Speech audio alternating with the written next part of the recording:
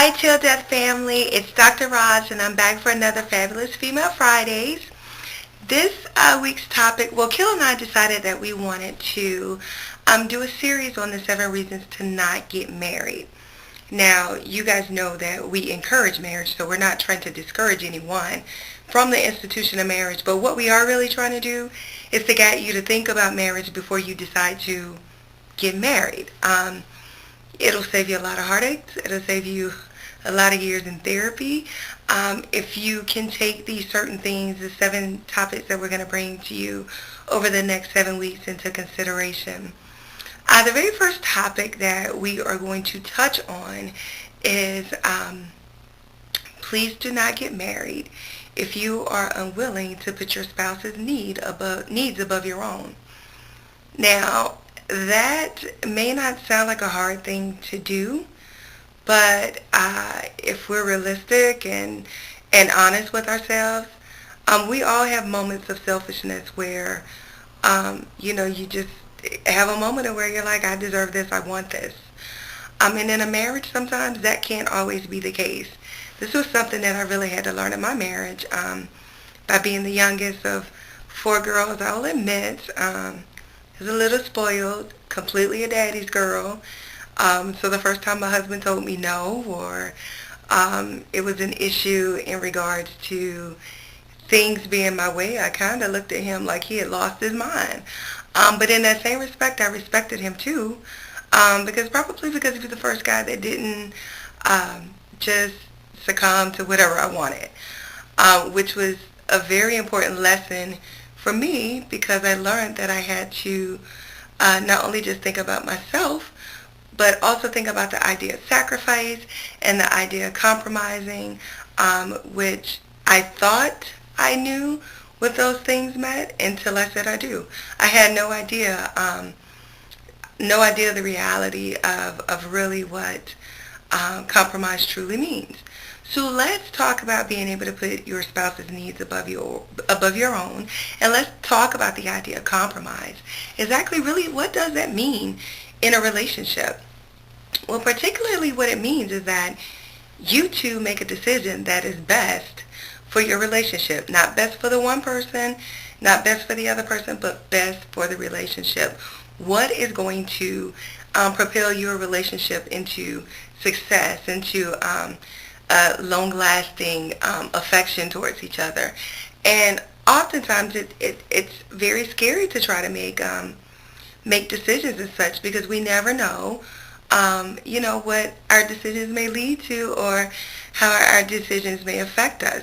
And that's why, as Kill spoke about in his piece, as he brought the whole biblical aspect in, that's why we have to consult a higher power. You can't just go about doing this thing on your own because marriage is not one of those things that you just kind of take lightly. I mean, really, it's a matter of life and death because you're dealing with someone else's life. You're dealing with the outcomes of someone else's lifestyle. And so in that, you have to take in consideration yourself and that person. And now you have to make decisions that are going to be beneficial for you and that person. And then if you throw kids into the mix, now that's a very different arena that you actually have to consider at this point. So when we talk about compromise and putting your spouse's needs above yours, it's not so much as you giving up yourself. And I think people really get confused on the idea of, once I get married, I can no longer be this person, I can no longer be that person, I have to give up who I am, and that's not necessarily true. You can still be who you are with modified changes. And those modified changes does not necessarily have to be such a bad thing. If it's a modified change to make your relationship better, then how can that be so bad for you? Unless you are doing something in regards that is completely disrespecting yourself, and then really is that making your relationship better if you're feeling like you're one disrespected? Obviously not. So we're not talking about things of those nature, but we're talking about if your spouse requires you to or ask of you to not, hang out in the clubs. I don't see how that's a bad thing, or trolling on Facebook or on some of these social networks that can get you in trouble. I don't see how that's such a bad thing when you're trying to have a successful marriage. So first and foremost, I think really we have to understand truly what compromise means, and that it's not a giving up of yourself, but it's a betterment of your relationship. So you're making decisions that will better your relationship, and on top of that, you're consulting, for me it's God, but whoever your higher power is, you're consulting your God to figure out if you are walking within the right steps for your relationship, and not just making impulsive decisions and not really thinking things through, and that you were thinking about the pros and cons of whatever these decisions may be and how it will affect your family. Secondly, I like to bring up the idea of sacrifice. I don't really think we truly realize what sacrifice really means. Any of my close friends will tell you that I would much rather be home in Georgia as opposed to here in the D.C. area. But I realize for my husband's career, it's better for him to be here in this area. And with my career, I can actually be anywhere, as, mental health, doesn't discriminate geographically. But for his career, it's better for us to be here. And in the beginning of my marriage, I really had a hard time accepting the fact that, I guess we're not, I don't care how much I bring it up, I guess we're not going to move back to Georgia. I moved, us moving to Georgia. And then really until he really just sat down, we looked at the pros and cons of everything.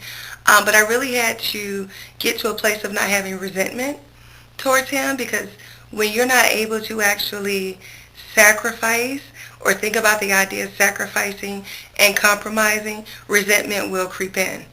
And so I really had to pray on it and, consult God, and him and I prayed on it.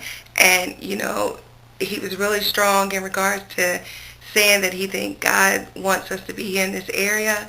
And, I mean, whatever you think about submission, women, I honestly don't have a problem with submitting to my husband as long as I know that he is submitting to God. Now, the day that he stops submitting to God first, we might have to have a discussion about me submitting to him.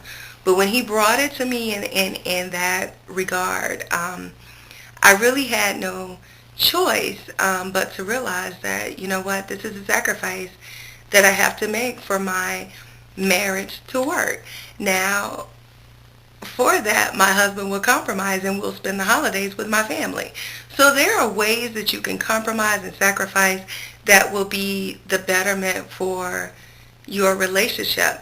But that is something that you have to sit and talk about. I promise you, I guarantee you, if I got my way all the time in my marriage, I would not respect my husband. And I'm just being honest. If he never told me no, or if he never had an argument towards, not an argument, but an opposing view towards some of the radical, and when I say radical, yes, I come up with some crazy ideas sometimes. So if he didn't rein me in, we'd be doing all kind of crazy stuff that wouldn't make any sense to anybody but myself.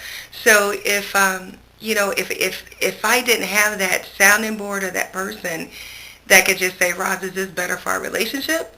Then I can assure you that my relationship probably wouldn't have lasted as long as it has. So primarily what I really want you guys to think about this week is, really putting your spouse's needs above yours, being able to look at that as a sacrifice and a compromise rather than a dictatorship. And I think sometimes we get caught up in the idea of, you're trying to run my life, you're trying to change my life, you're trying to make me be like you, you're trying to do this, you're trying to do that. And really, you just have to sit back and take into account, is my relationship going to prosper? Or are these selfish ideas that I have going to diminish my relationship? And then you have to ask yourself, which one do you want more? Do you want your relationship or your own selfish needs? So really this week, guys, is really what we wanted you guys to think about. If you are a person that is not able to think about compromise, sacrifice, and selflessness in a way that is beneficial to a relationship, then maybe you should sit back before you decide to get into a relationship. Because jumping into a relationship and not really thinking about these things will lead to a lot of heartache, a lot of disgust, and possibly resentment, which is not good for anyone involved in a relationship. So again, guys, this has been the Fabulous Female Fridays, and the first reason for the 7 series of why you should not get married is, are you able to put your needs, put your spouse's needs above yours? Do you know how to compromise? Do you know how to make sacrifices? And do you know how to submit to your higher power? For me, again, it's God. But do you know how to submit to your higher power to find out what's going to be best for your relationship? At my church, First Baptist Church of Glenarden, the theme for this year is unity. And, one thing that you need most in a relationship is unity. And if you cannot have unity in your relationship, I promise you, it will not last. It will falter. So as you think about that, as you think about what unifies you with your partner, think about all the elements that come together that brings about the unity in your relationship. So I hope this was a great way for us to spend our time. Check us out again next week. Look for Killed Mail Monday.